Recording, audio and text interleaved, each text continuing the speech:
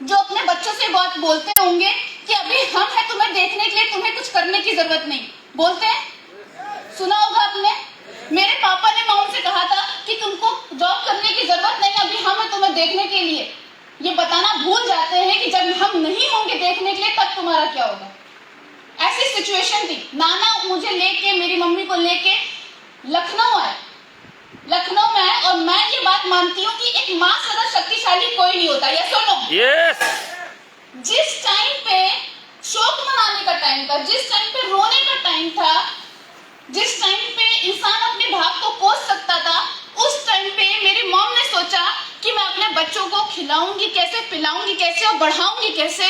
और मेरे फादर की पुलिस की नौकरी थी, लेकिन उसको पाने के लिए भी ना उनको ट्रेनिंग करनी पड़ती थी। उनको ट्रेनिंग के लिए जाना था, 2 साल तक वो ट्रेनिंग के लिए गई।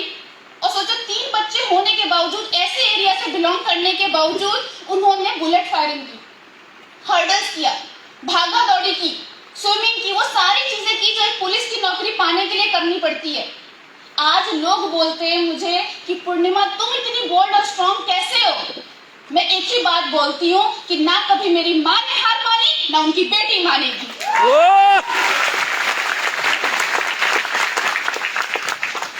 आज जब भी मैं देखती हूँ किस तरीके से मेरी मॉम ने मुझे आगे बढ़ाया, मुझे बहुत इंस्पिरेशन मिलता है। और मैं ये मानती हूँ कि आप अपनी लाइफ में जब भी कोई ऐसा डिसीजन लेते हो जिससे आप अपनी फैमिली में हार नहीं मानते, तो आप अपनी ही फैमिली के लिए इंस्पिरेशन बन जाते हो। यस और नो? यस। राइट। तो मैंने भी कहा कि ठीक है, अब इसलिए 2 साल के लिए मेरी मॉम चले गए मुरादाबाद, वहां पर पढ़ाई अपना ट्रेनिंग वगैरह करने के लिए। 2 साल तक हम बिना माँ बाप के थे। मेरे नाना नानी के घर में मेरे दोनों भाइयों को मेरे नाना नानी देख रहे थे। आपने मतलब देखा होगा बचपन में आपको टिफिन बॉक्स पैक करके मम्मी लोग देती थी, राइट? मेरे साथ मैं आपको बताऊं, गुड्डा गुड़िया खेलने वाली उम्र में भी मैं अपने भाइयों की पेरेंट टीचर मीटिंग अटेंड करती थी, पेरेंट बनके। और मेरी पेरेंट टीचर मीटिंग में हमेशा एब्सेंट लगता था, हमेशा एब्सेंट लगता था। मैं अपने भाई को उस जगह से ही लेके जाती थी जहां पे आइसक्रीम का ठेला लगा हो, क्योंकि गलती से मेरे भाई ने मांग लिया ना तो बहन दिला नहीं पाएगी। ऐसी सिचुएशन थी। मैं अपने नाना के पास में गई और नाना से पूछा, नाना मैं ऐसा क्या कर सकती हूँ कि जिससे जैसे बाकियों की लाइफ है वैसे मेरी भी लाइफ हो, मुझे भी ये सब चीजें मिले, मेरे भाई को भी वो चीज मिले।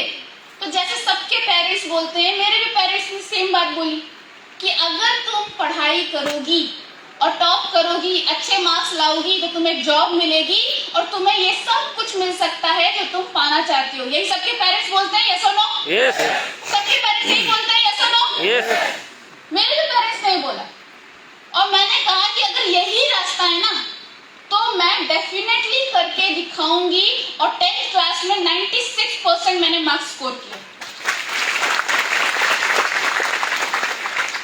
अब 10th क्लास भी था, 12th क्लास में पढ़ाई की, अबव डिस्टिंक्शन मार्क्स थे। लेकिन जो यूथ का टाइम होता है, ये एज में हर इंसान कुछ नया करना चाहता है। यस और नो?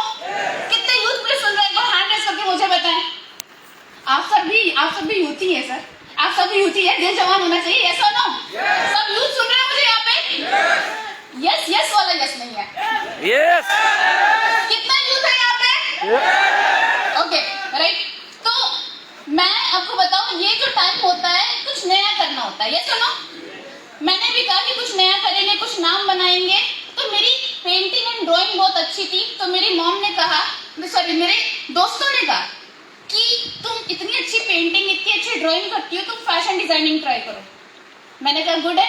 तो मैं फैशन डिजाइनिंग की प्रिपरेशन किया, और इंडिया लेवल पे जो फैशन डिजाइनिंग का बेस्ट कॉलेज था, निफ्ट, NIT एंड पर्ल, वो मैंने मुंबई ब्रांच से क्वालिफाई किया। मैंने कहा बहुत अच्छा बात है। बहुत खुशी खुशी मैं मम्मी के पास में दौड़ती हुई गई और मैंने कहा मम्मी मेरा सिलेक्शन हो गया। खुशी की बात है। यस और नो? मैं खुशी खुशी मम्मी के पास में गई, कही मम्मी मेरा सिलेक्शन हो गया। मम्मी ने कहा बहुत अच्छी बात है, भाई माँ क्यों नहीं खुश होगी। मम्मी ने पूछा कि कितनी फीस लगेगी। मैंने कहा मम्मी कम से कम 13 से 15 लाख 4 साल का। मम्मी ने कहा मैं नहीं दिला सकती। ऐसे बहुत सारे पेरेंट्स आपने देखे होंगे, है ना, जो अपने बच्चों को वो नहीं करा पाए जो वो करना चाहते थे। यस और नो? और दिक्कत तो यही है कि कहीं गलती से हम भी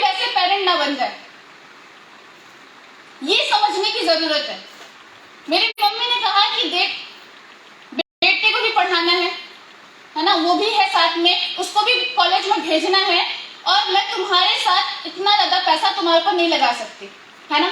माँ ऐसा बोलती है, लेकिन क्या सच्ची में वो ऐसा चाहती है? नहीं। ये माँ का ही दिल जानता है कि वो किस तरीके से अपने बच्चे को मना करती है, लेकिन वो डिपेंडेंट होती है। पहले शादी से पहले हर लड़की क्या होती है, अपने पिता के ऊपर डिपेंडेंट, फिर पति के ऊपर डिपेंडेंट, फिर बच्चों के ऊपर डिपेंडेंट। मुझे ये डिपेंडेंसी को खत्म करना था। मैं ये आसपास के माहौल से क्या आप सीखते हो ना, ये भी बहुत इंपॉर्टेंट होता है। या तो आप उससे निकलने के बारे में सोचते हो या उसी में रहना सीख जाते हो। और मुझे निकलना सीखना था। मुझे सीखना था कि कैसे मैं इसमें निकल सकती हूँ। मेरी मॉम ने कहा कि देख भाई, बेटा घर पे पैसा लाएगा, तुम्हें दूसरे घर जाना है। मैंने एक चीज बोली, मेरे दिमाग में भी चल रही थी कि भाई लोग बोलते हैं कि लड़कियों का घर नहीं होता, लेकिन ये बात भी सच है कि लड़कियों के बिना भी कोई घर नहीं होता।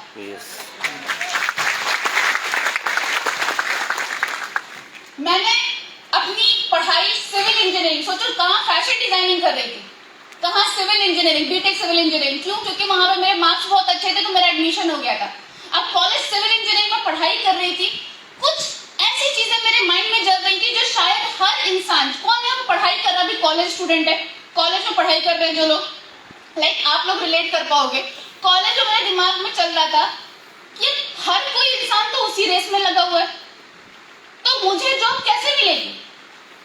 या फिर अगर मैं मान लो कि वहां पे जाके इंटरव्यू देती हूँ तो कुछ स्किल्स तो है नहीं मेरे एक्स्ट्रा, तो मुझे कैसे जॉब मिलेगी? अभी आप लोगों ने कोविड का टाइम देखा, यस और नो? देखा सबने, यस और नो? मैंने देखा कि ये जो टाइम आया है, ये टाइम तो तब भी आ सकता है जब हमारे घर में कमाने वाला पर्सन बीमार पड़ जाता है, यस और नो? अगर हमारे घर में जो कमा के ला रहा है वो पर्सन अगर बीमार पड़ जाता है तो क्या घर में पैसा आता है? क्या घर में पैसा आता है? नो। मैंने सुना था कि कानपुर वाले ही मुंह में तंबाकू भर के बैठते हैं, यहाँ असम वाले पता चल रहे हैं। क्या यहाँ पे पैसा आता है? नहीं, मुझे भाई मुंह खोल के बात करें, बिल्कुल तो अच्छा लगेगा, वरना मैं आपको कानपुरिया बोल दूंगी मैं। राइट? तो सबसे पहले तो मैंने देखा कि पैसा नहीं आता। अच्छा मुझे बात बताओ, मैं डॉक्टर हूँ, मैं बीमार पड़ गई, 1 महीने 2 महीने काम पे नहीं गई, पैसा आएगा? नहीं। अगर मैं इंजीनियर हूँ, बीमार पड़ गई, तो पैसा आएगा? नो।